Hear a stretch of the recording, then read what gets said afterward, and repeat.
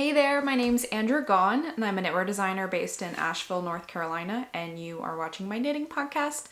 I sit down here every few weeks and share what I've been up to. Today I have a finished sweater that I'm wearing to show you, and I have two new whips as well as a swatch for my next cast on, and I'm gonna plan on showing that all to you today. So first, let me show off what I'm wearing. I'll stand up so you can hopefully see the whole thing.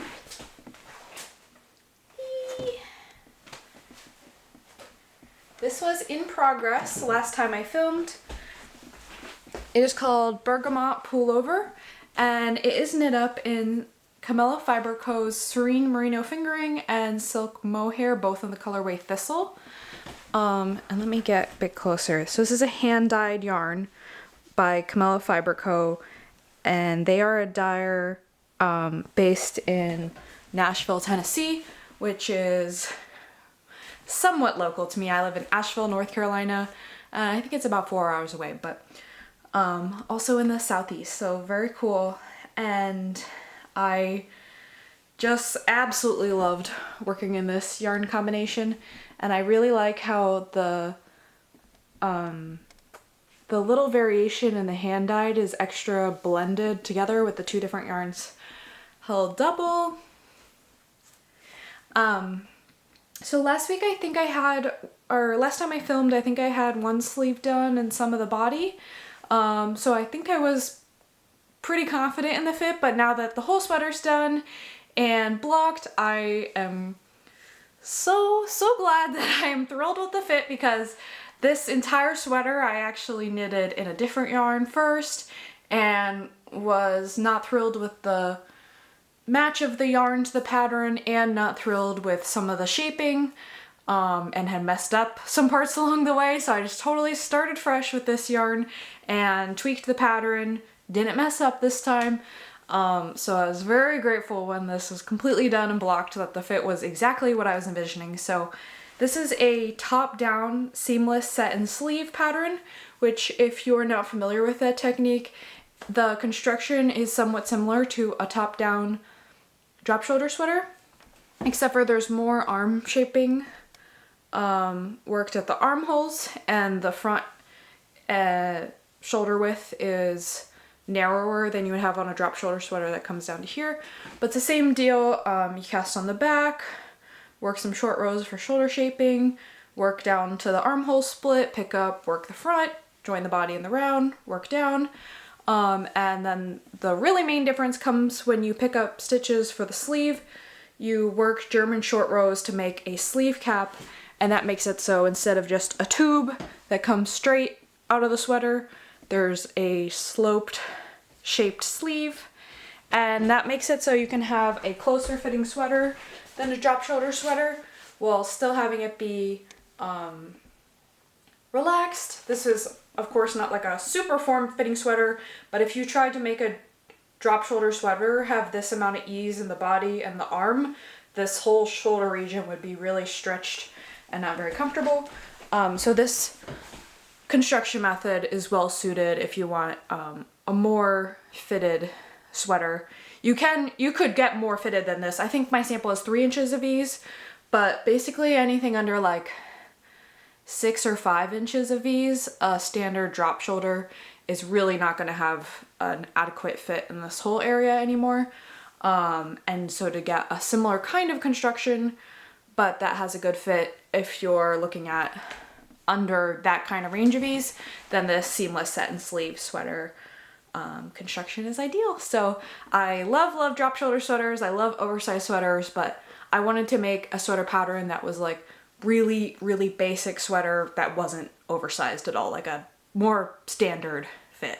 So this is what I would consider like a, of course everyone's like, what is standard to one person or another changes, but I feel like a standard fit is more in the 2 to 6 inches of ease range, and then 2 inches of less would be more like fitted, and over 6 inches of ease would be more extra relaxed, oversized.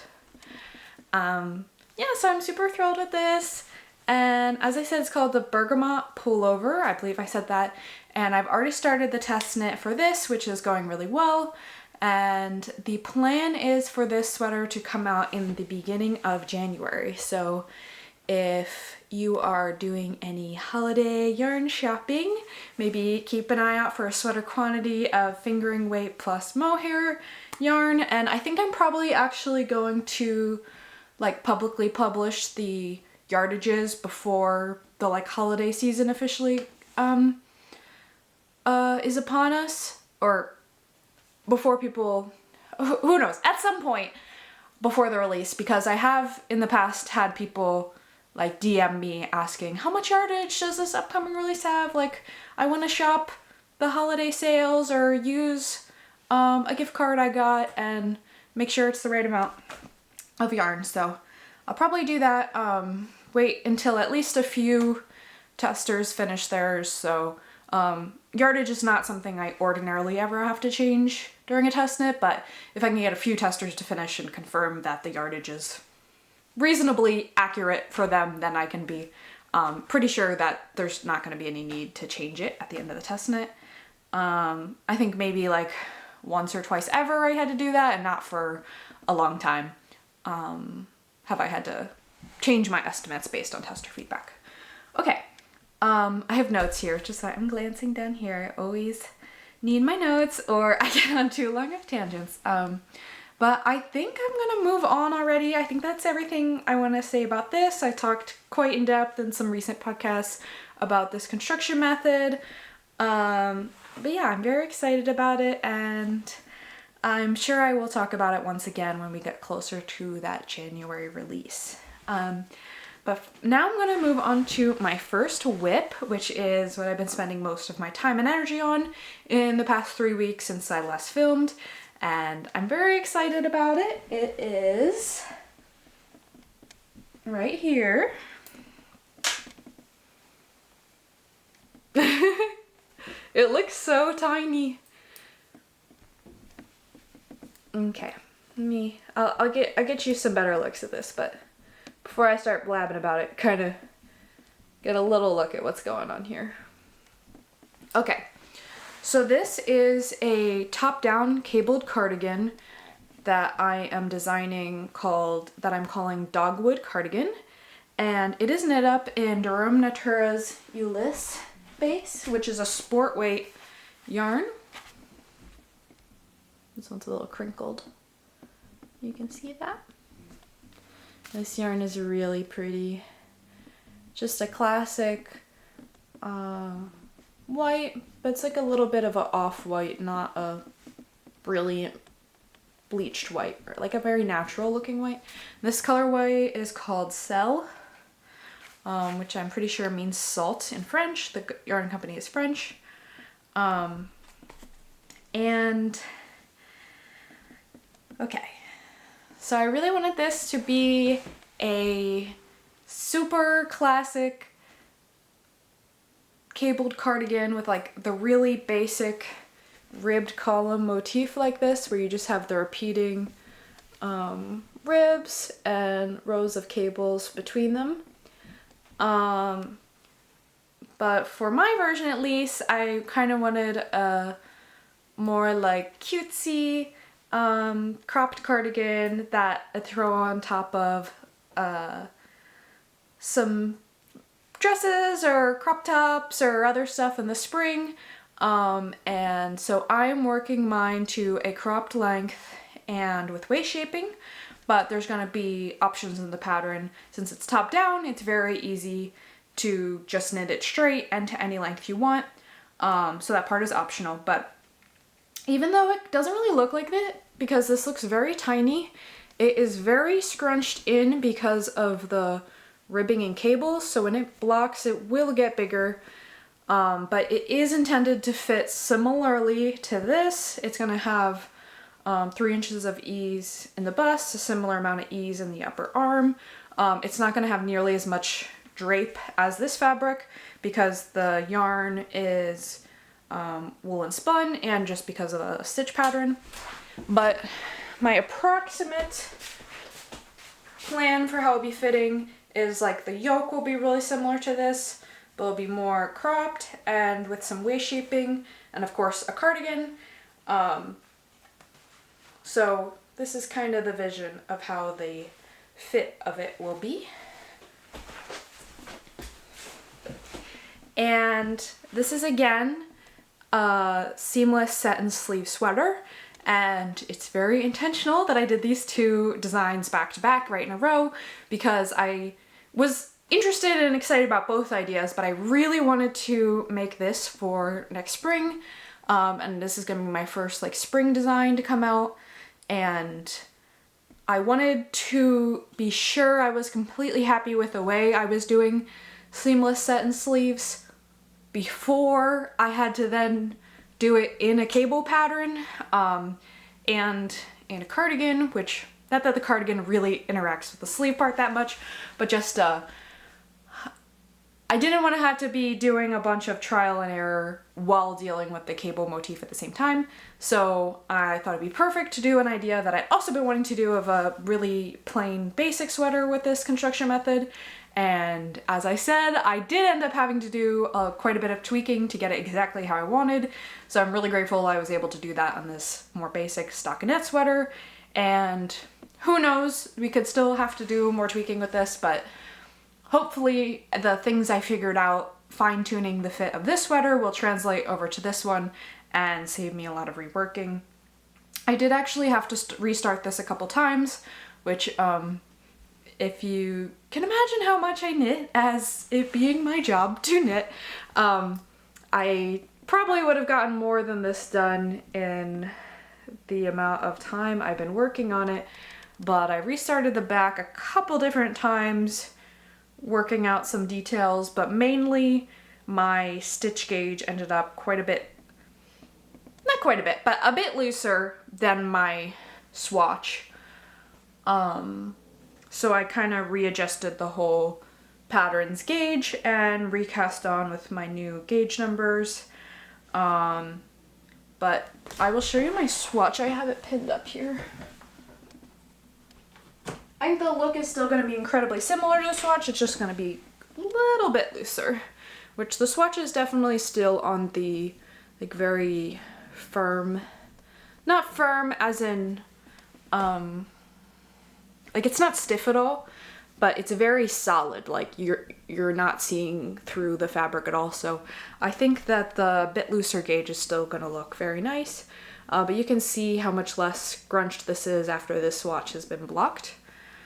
So yeah, I haven't made a cardigan design before. I've knit a couple, well, I've knit I think one cardigan and one zip up in the past, but it's been quite a while, and it felt very strange as I was knitting the fronts to not join them. And even when I was setting my goals for like how much to get done in the day, I like couldn't get my brain to think like the whole right front is done and then the whole left front is done before you start the body instead of joining at the bottom of the neck. But I was just a little amused at how much my brain was like not willing to adapt to that. So I feel like for a non-knitter, this would be like, how is this gonna be a sweater? Like it doesn't look sweater-like at all, but even more so than a normal whip, it just not only doesn't have the collar to structure it, but it also doesn't have that button band to structure it. But I got the vision in my head of how it's gonna be, and as you can see, I've just joined the front and back and cast on stitches at the underarm. So I'm probably just gonna knit a few inches of the body just to get it kind of try-onable, and then do the sleeves to confirm that the sleeve fit is good and there's no issues with doing the short rows in the stitch pattern. The shoulder shaping has short rows in the stitch pattern, so it's pretty much the same exact thing, so I don't anticipate any issues, but issues can always arise where I did not anticipate them, so I try not to get too certain that everything's gonna work out until I have seen that it works out.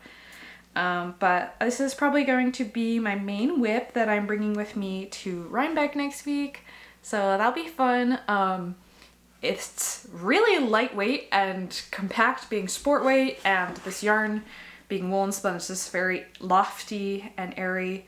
I don't know why, but I kind of would think maybe a bigger whip would be less portable, but this scrunches down so small, at least at this point, that I'm not worried about how portable it's gonna be. But we'll see how much I have done by the time I leave, which I'm going to be leaving next Wednesday to get there a bit early. I'll talk a bit about that at the end. But I have another whip to show you. So I will not have only one whip to work on for a trip, which is very good because I feel like every time I've only brought one whip with me on a trip, I run into a snag that I don't feel like figuring out on the go. And this, of course, it's very biased of what you remember. I'm sure that hasn't actually happened every time, but it feels like it happens every time I only bring one whip. So my normal thing is to bring at least like 3 whips on every trip, which is probably what I'll be doing. But this will be the first one.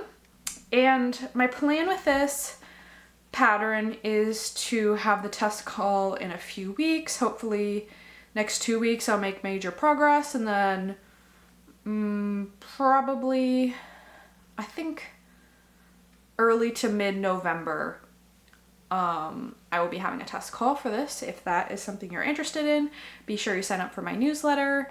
That's always the best place to make sure you don't miss any test calls. And I think that's all I'm going to say about this for now. Hopefully I'll have lots more done to show to you next time. Let me put that away. Okay. So I have a second whip that's brand new that I have not showed. It's so brand new, I cast it on this morning. I had worked a different version of it yesterday, made some tweaks, unraveled it, cast it back on this morning. But this is the very tippy top of a brioche hat that I am knitting. And it's so tiny, but this is the like really critical first part in designing to make sure this all looks right and the shaping is going well. And of course I'll have to get further in to be certain that the shaping is going how I want it to, but I feel like it's off to a great start. I'm knitting this up in Knitting for Olive's Heavy Merino in the colorway Pea Shoots, which is yarn I have left over from my Sassafras Pullover, which is a turtleneck sweater that is currently in testing. And I really like this yarn. And this pattern I am tentatively calling the Brioche Beanie. I go between wanting to just give things very literal names or giving things more abstract, romantic names. But my plan is to have this pattern be similar to the published pattern I have called the Essential Beanie, which is a basic 2x2 ribbed beanie. Let me grab one. So this is, I have a whole bunch of samples, but this is one of the samples of the Essential Beanie. It's a really basic 2x2 ribbed hat that's worked from the bottom up and has nice basic crown shaping. And major part of the pattern is that it is written so that you can use the pattern for basically any yarn. There are instructions for 6 different gauges corresponding to fingering, sport, DK, worsted, Aran, and bulky weight. And that has been one of, if not my most popular, like best-selling patterns that I've ever done, and I consistently get a lot of feedback that people use it over and over, which makes me really happy because that's the whole point, is that it could be like a go-to basic project to do. It's really good for gift knittings or a quicker project between bigger projects if, like me, you do a lot of garment knitting. And it's also really good to use leftover yarn from a sweater. And I really love these. I think I knit 6, 1 in each gauge for their initial release, and then I've knit maybe 3 to 4 more after that in different yarns. So I've knit this pattern a lot of times and I love it. And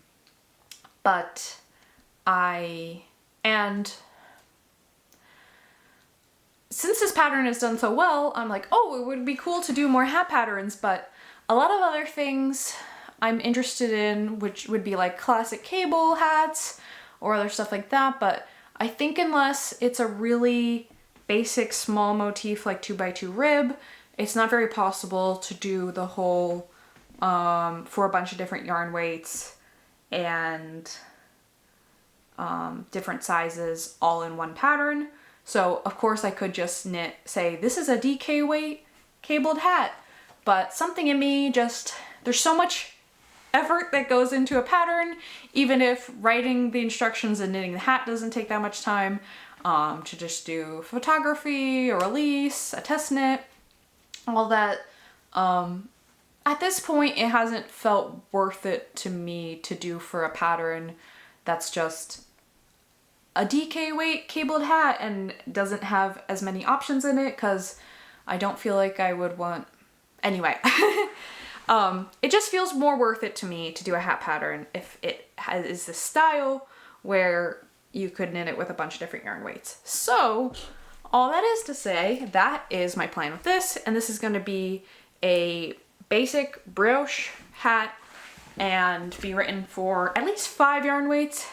I don't know if I'm going to do bulky this time. I think I'm just going to do fingering through Erin, but I'm going to include more information about how to, also use your own gauge, so you don't have to use one of the specified gauges that's correlated to a yarn weight. You can just do the start knitting, figure out your gauge, figure out your own instructions, kind of thing.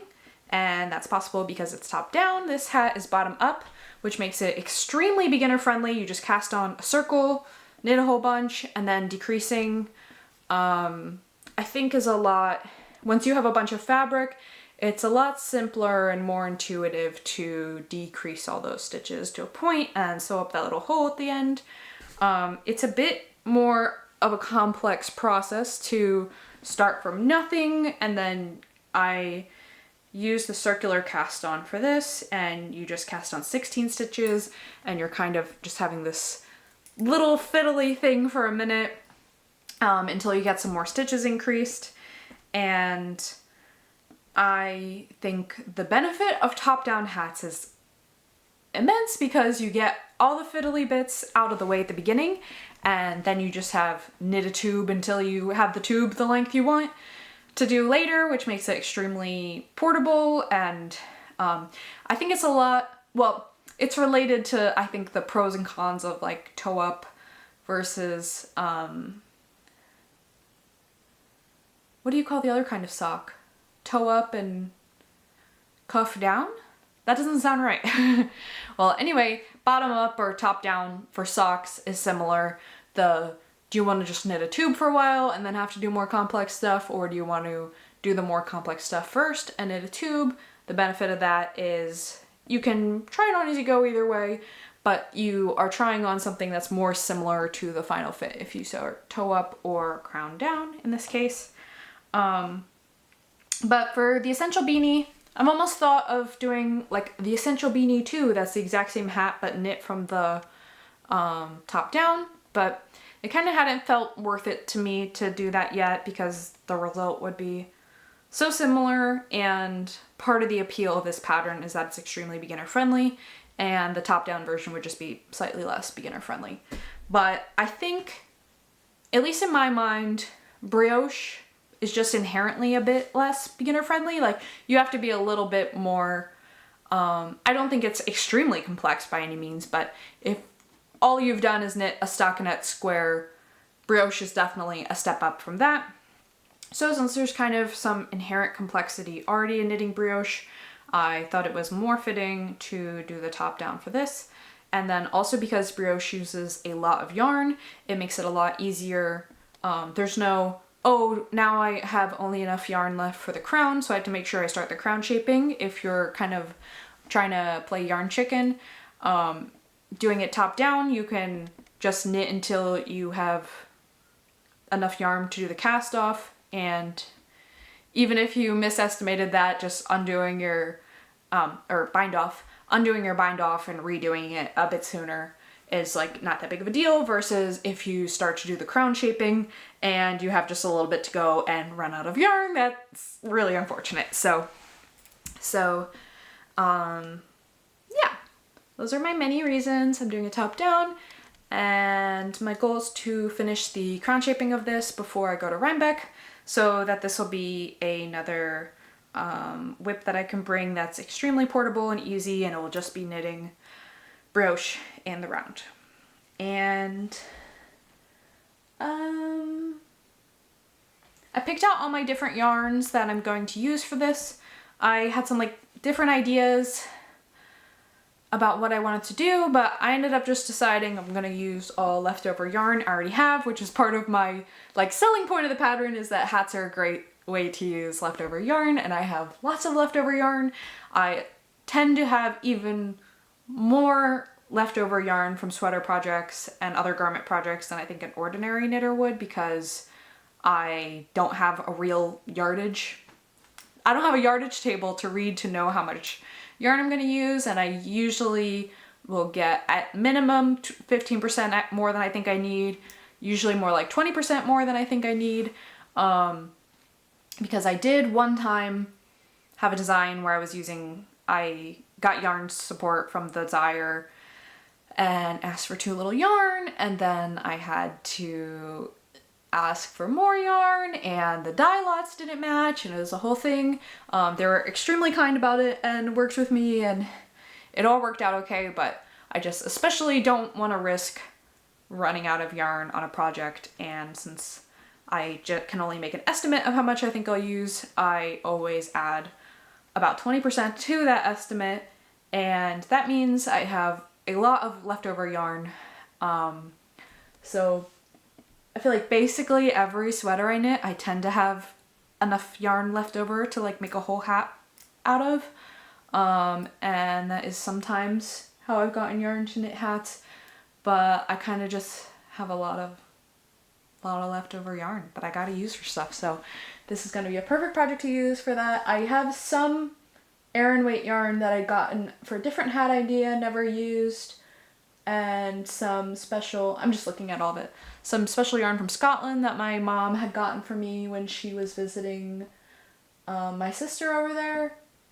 But most of the other yarn is leftover from projects, and a great benefit of that as well is I already know I love the yarn because I love the finished project, and I am going to do a cute, this is a, don't know if I said before, but this is a DK weight gauge, but that's worked with fingering plus mohair. So my plan is first I'm gonna knit the one of each weight, but then I want to do a secondary DK weight one that's fingering plus mohair, because I think that's a really common yarn combination that people have on hand or like to use. And then that's like, you could have leftover yarn from a sweater unit with fingering weight yarn plus mohair and use that to knit a hat, or you could have leftover fingering weight yarn from a project and stretch it further than if you didn't have enough fingering weight yarn to make the whole hat just fingering weight. If you paired it with some mohair, you might be able to have enough for the hat. So I have to remember that I know this is going to be a larger undertaking than I think it is, because when I did the Essential Beanie pattern, I was like, oh, hats are so fast, like it'll take no time at all. But then actually knitting 6 hats and having some redoing, like one of the yarns, I think it was the original like sport weight yarn I picked out, was really closer to standard DK weight, and I had to redo that one. So knitting 6 hats, or in this case 5 or 6 hats, who knows how many I'll end up with, but definitely takes as much time as a sweater, if not more. And if you knit brioche before, you know it can be a bit time consuming. So I really have no idea when this pattern will come out. and I want to put not too much time pressure on myself. But as I said, I think they'll be really great portable projects. So I think this will either come out in spring or fall of 2026. Spring of 2026 if I'm able to get the hats knit up in a reasonable quantity of time. And then fall 2026 if not. But I kind of don't want to put my garment ideas I'm excited about on hold to just knit a bunch of hats over and over. So I'm definitely more leaning towards being a monogamous knitter, but I like maybe like a one main project and then some smaller or simpler side projects to vary between. But I don't thrive when I have a bunch of whips. I'm like, I need to get them all done, and it kind of unreasonably stresses me out where I feel like I'm making too slow progress. But I feel like having a garment plus hat on the needles at any given time is my ideal. So I'll keep you updated as I knit these and try to find out what the actual timeline for the release of that pattern will be. But I hope that's something that interests you all. I really, really, really love the squish of brioche, and I think I love these hats, but I think the brioche will make just such extra squishy, lovely hats. I kind of anticipate it being my like if this is the most like essential basic beanie, it's kind of like the little upgraded, the extra luxurious, takes some extra time to knit, but you get the extra squish factor, and I think they'll be really warm. So, yeah, and I'm tentatively calling it the brioche beanie, the basic brioche beanie, to kind of go along with the theme of the essential beanie. I was kind of thinking the basic beanie, but it's kind of less basic than this, so I want brioche in the name. The basic brioche beanie, is that too much? Who knows? I got a lot of time to think on that, so. Okay, I'm going to now move on to the last thing I want to show off to you today, which is a swatch that I worked in some yarn that I think I showed off and had last time. Not positive about that. But this is a swatch for a vest version of a summery top I released last spring called Mountain Laurel Top. And this one is going to be called just Mountain Laurel Vest. And Mountain Laurel Top was worked in a sport weight yarn. And this is a DK weight yarn held together with Mohair for a more worsted air and gauge. And it is the Wandering Flocks, the Wandering Flock. Ooh, I don't know if the sparkles make it, or the, not sparkles, reflective makes it harder to see. But this is a DK weight, 100% superwash, extra fine merino. I do not typically use superwash yarn, but I used the Wandering Flocks Cotton Lino for my original Mountain Laurel top, which is a cotton, linen, silk, alpaca mix.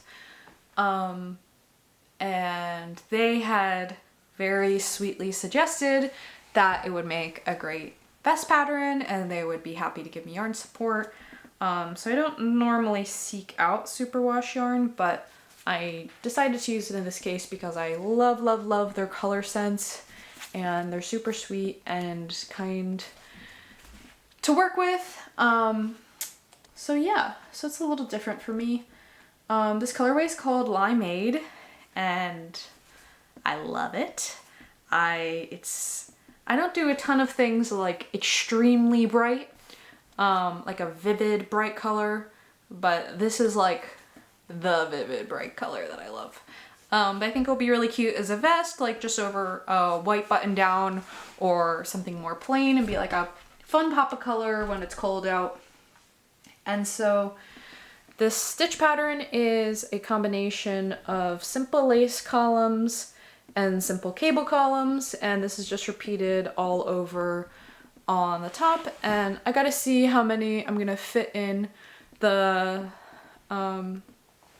top being a a tighter gauge had 5 of these V cables across the top. I think this will just have 3 across the front. And then the sides just get filled in with the lace motif.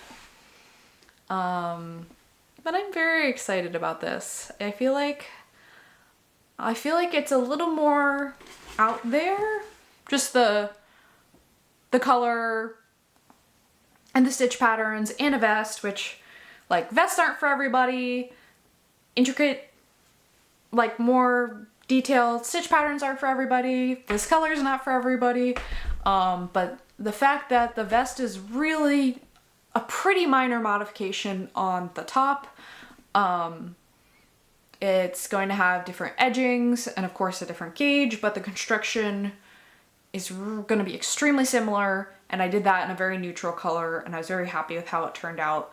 So I feel like I have more kind of room to play around more with like a fun color for this vest version, and I'm going to do a folded collar like this color. This collar is like one of my very favorite parts of this sweater. It's just my perfect crew neck fit where it comes exactly to the base of the neck but is not like riding up or leaving a gap at all. So my goal is going to be have the same neckline and I don't know exactly how much ease, but like I'm maybe in between, maybe a little looser than this. So there's not lots of room for layering. But anyway, that's all stuff I'm figuring out. But it is going to be knit bottom up the same as that top, because with the intricate stitch pattern like this, it's way easier to decrease in pattern than to increase in pattern, because you can just get set up with the body of how all the stitches are, and then you just take away stitches at the armholes and take away stitches at the neck hole. And then working bottom up short rows for the shoulder shaping is you just go across the existing parts of the stitch pattern. So I know people are adverse to bottom up, but I only do bottom up when I think that the benefit of doing bottom up for that specific design is so worth it, that to do the top down would involve so many different charts, and it would be harder to get to the point where you feel like you can see enough of the stitch pattern to really get what's going on. It's just way more intuitive and makes the instructions more simple to knit something like this bottom up. But since it is going to be my first bottom up garment in a while, I think I'm going to do like a little promo campaign, educational campaign about bottom up tops and how to make sure that you get a length you're really happy with, steps to be less intimidated, because I think if you know what fit you really want, it's not that hard to achieve it in a bottom up. But top down is better if you're not certain what fit you want from the beginning. You kind of just want to cast down and figure it out as you go.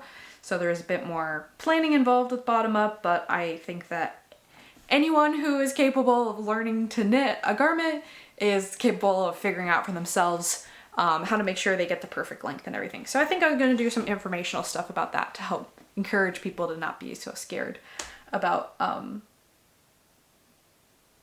doing bottom up. So I'm kind of thinking I might try to squeeze in casting this on and have this be a third whip to take with me on the trip, especially because all I had to do is figure out the stitch counts basically for the body. I don't have to work out all the details of the yoke shaping in order to cast it on. And like I said, I like to have lots of cast on options just in case I hit a major roadblock with one. I have lots of other stuff to work on. So next time I will be talking to you all, it will be after I'm back from Rhinebeck, and hopefully I will have quite a bit of knitting done on my cardigan and the hat, and definitely have this cast on by then at least. And I want to thank you so much for hanging out with me and listening to me talk about what I've been up to. If you got this far, please subscribe to my YouTube channel, or at least give the video a thumbs up, a like. All that helps so much. I have been pushing myself to continue recording, even though I feel like it's not the thing that comes most naturally to me to sit in front of a camera alone in a room and talk to it. But every time any of you leave me all comments, or I've met people in person who have watched my videos, and knowing that there are really knitters out there who are interested in what I'm working on, and like having previews of either test knits that are coming up or designs that are going to be out and interested in that, is very valuable to me. So thank you so much for being interested in all this, and I'm gonna quit rambling and get back to some knitting. All right, bye, till next time.